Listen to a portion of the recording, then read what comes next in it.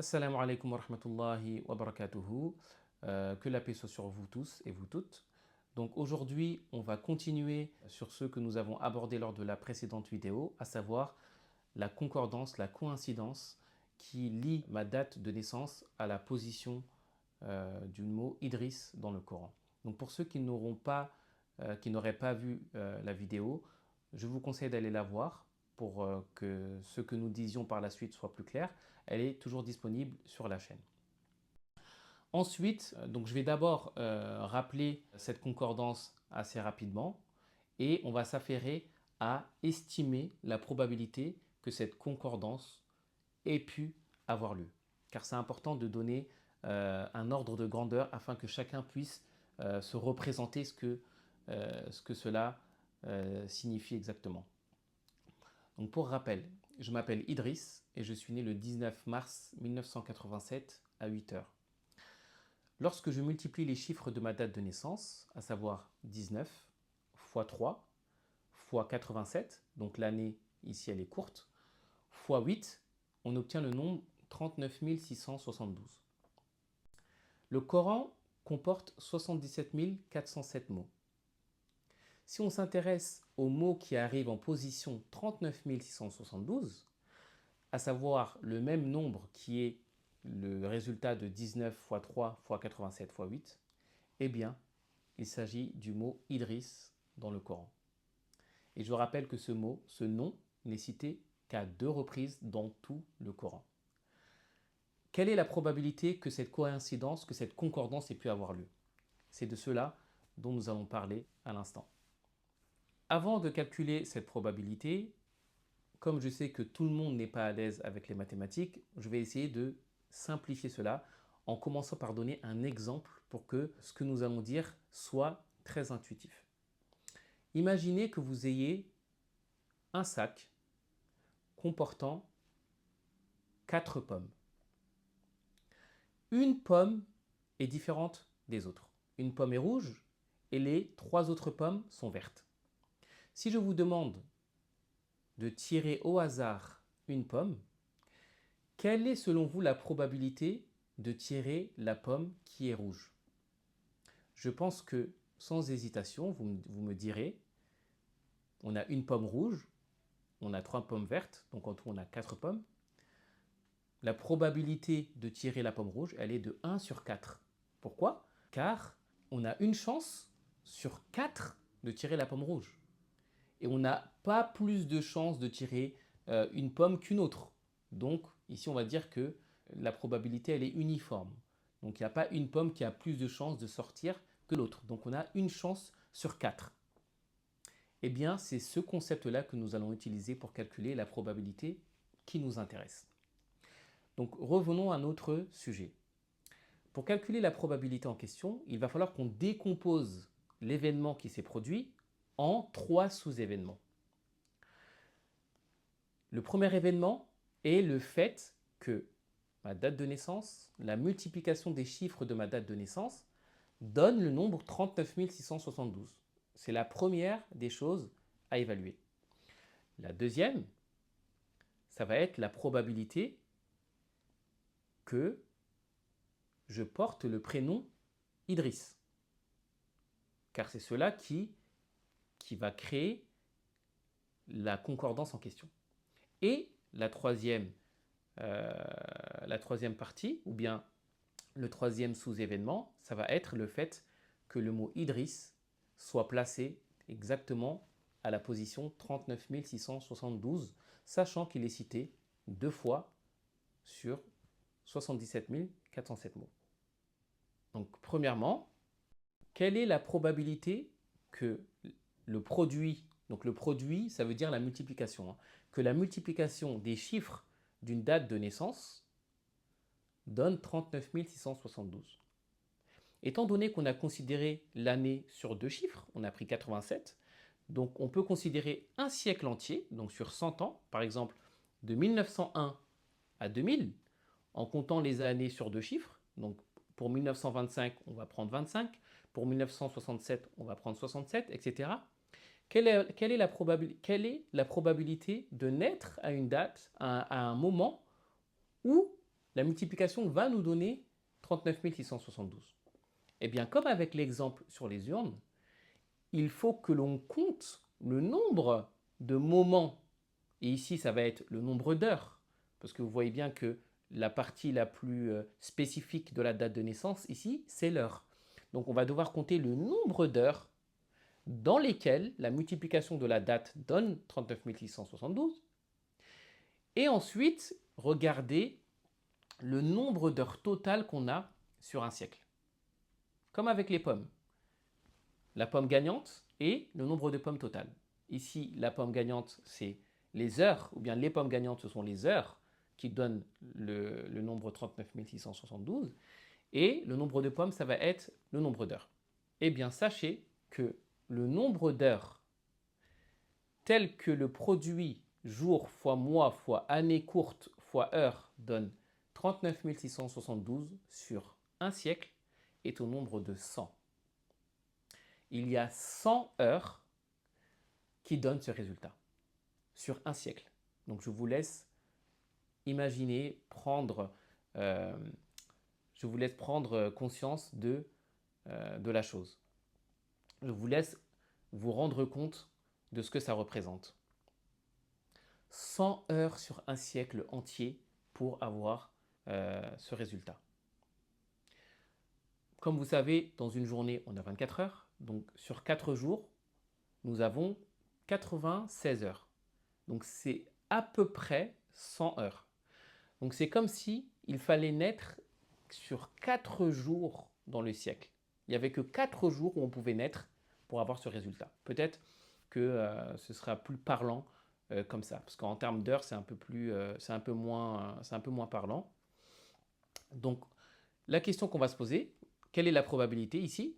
Eh bien, sachez que dans un siècle, on a très exactement 876 600 heures. Étant donné qu'il y a 100 heures qui donnent le résultat escompté, la probabilité est de 100 divisé par 876 600. Venons-en maintenant à la probabilité de porter le prénom Idriss. Le prénom Idriss n'est pas le prénom le plus donné dans la communauté musulmane. Il vient très loin après des prénoms comme Mohammed, Ali, Omar, Abu Bakr, etc. Mais on peut estimer que, sans se tromper, que une personne sur 1000 porte le prénom Idriss. Et ça, c'est une estimation qui est vraiment très en deçà, très au-dessus de la réalité. D'accord ? Si on va partir sur le fait qu'une personne sur 1000 dans la communauté musulmane porte le prénom Idriss. On va élargir ça à la population mondiale. À la population mondiale, on sait que les musulmans représentent 1/5 de la population mondiale. On peut même dire 1/4. Donc, combien de personnes vont porter le prénom Idriss dans la population mondiale? Si on l'évalue, on l'estime à une personne sur 3000, je pense que personne n'ira nous contredire là-dessus, car on est très loin de la probabilité réelle qui est beaucoup plus basse. Donc nous avions notre première probabilité, la probabilité de naître à un moment qui donne 39 672, la probabilité de porter le prénom Idriss, maintenant la probabilité que le mot Idriss dans le Coran soit placé à cette position-là. Eh bien, comme précédemment avec les pommes, combien de positions nous avons dans le Coran? Nous avons dit 77 407.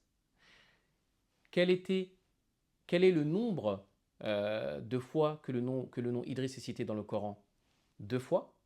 Donc la probabilité que le mot Idriss, le nom Idriss, soit à une place particulière, elle est de 2 sur 77 407.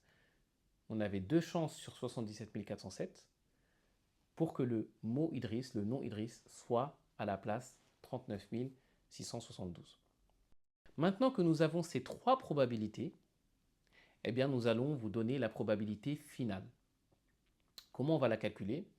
Eh bien lorsque vous avez un événement qui est en réalité, ce qu'on va dire en mathématiques, une intersection d'événements, donc une intersection d'événements qui sont indépendants, donc j'insiste bien sur le fait que ça doit être indépendant, c'est-à-dire que Un événement ne doit pas influer l'autre. Et ici, nous avons trois événements indépendants. Je pense que ce sera clair pour tout le monde. Naître à un certain moment n'est pas lié directement au fait de porter un prénom en particulier, à part si ce n'est vraiment dans des cas très très très particuliers, mais de manière générale, être né le 29 décembre 1986 ne vous assure pas de vous appeler un tel. Ça va dépendre de plein de facteurs. Donc on peut dire que ces événements sont indépendants. Porter un certain prénom est également indépendant d'avoir ce prénom qui est positionné dans le Coran, par exemple, à un certain endroit. Vous pouvez même porter un prénom qui n'existe même pas dans le livre en question. Vous pouvez être musulman et porter un prénom qui n'est pas cité dans le Coran. Donc cette possibilité est également possible. Donc ces trois événements sont indépendants les uns vis-à-vis des autres. Et donc pour calculer la probabilité d'événements indépendants, il faut multiplier les probabilités en question. Donc pour avoir la probabilité finale, on va multiplier la première probabilité, à savoir 100 divisé par 876 600. On va multiplier ça par 1 sur 3000, la probabilité de s'appeler Idriss, même si on a dit que c'est vraiment très loin de la probabilité réelle, qui doit être beaucoup plus petite.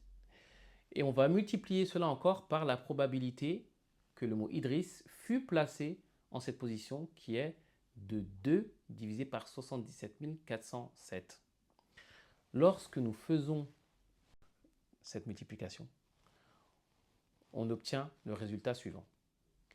La probabilité que cet événement ait pu se produire avec ma date de naissance et mon prénom, elle est de l'ordre de une chance sur 1000 milliards. Une chance sur 1000 milliards. Je vous laisse réaliser ce que cela signifie, ce que cela représente. L'esprit humain a du mal en fait à se représenter des chiffres de cet ordre de grandeur. Donc une chance sur 1000 milliards, sachant qu'on a été généreux sur la probabilité de porter le prénom Idriss. Donc j'invite chacun et chacune à réfléchir et à méditer sur cela. Et je pose la question à ceux qui disent non, mais vous savez, avec les chiffres, on peut tout manipuler, c'est facile de manipuler. Eh bien, rendez-vous compte de la probabilité en question. S'il était si facile de manipuler cela, je ne pense pas qu'on aboutirait à une probabilité de cet ordre.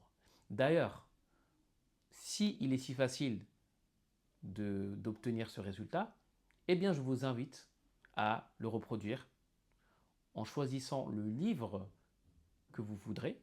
Prenez un livre, n'importe lequel, et essayez de voir s'il est possible d'estimer le nombre de mots. Choisissez un mot au hasard. Il n'est même pas, je ne vous demande même pas de le reproduire à l'identique. Choisissez un mot au hasard et calculez la probabilité que ce mot fût placé à la place qui correspond au produit des éléments de votre date de naissance. À ce moment-là, je pense que vous vous rendrez compte que ce n'est pas quelque chose qu'on peut manipuler assez facilement. Donc il y a aussi une objection qui est de dire oui, mais vous savez, sur des milliards et des milliards de musulmans, c'était tout à fait normal que cet événement se produise. D'accord ? Donc même si pour vous, c'est quelque chose d'extrêmement improbable, à l'échelle humaine ou à l'échelle des musulmans, c'était tout à fait normal que cela se produise. Sur cela, je vous rejoins, mais comme je l'ai dit dans la première vidéo, nous allons voir que la succession de coïncidence ou de concordance entre ma date de naissance et la position du mot Idriss dans le Coran, qui n'est, je le rappelle, cité que 2 fois, c'est-à-dire que en se basant uniquement sur les 2 seules occurrences d'Idriss, les liens et les concordances que nous allons observer mettront cette hypothèse ou cette affirmation à mal. Et je rappelle, pour ceux qui n'auraient pas regardé la première vidéo, que mon objectif ici n'est pas de prétendre quoi que ce soit, mais juste de montrer et de donner des éléments qui montrent que ce livre, qui est le Coran, est un livre qui est parfaitement agencé, qui n'a subi aucune modification et aucune altération. Car sinon, nous n'aurions pas pu trouver les concordances ou bien les alignements que je vais présenter au fur et à mesure des vidéos. On va s'arrêter là pour aujourd'hui et dans la prochaine vidéo, nous allons pouvoir aborder la deuxième concordance ou la deuxième coïncidence, Inch'Allah. N'hésitez pas à réagir via les commentaires car cela nourrit la réflexion, que ce soit de mon côté ou du vôtre. Et n'hésitez pas à poser également les questions que vous jugerez pertinentes. J'essaierai d'y répondre dans la mesure du possible. Et pourquoi pas faire un jour une vidéo FAQ où on pourra répondre à pas mal d'interrogations sur ce sujet. Merci d'avoir suivi cette vidéo et on se dit à très bientôt, Inch'Allah. Assalamu alaikum wa rahmatullahi wa barakatuh.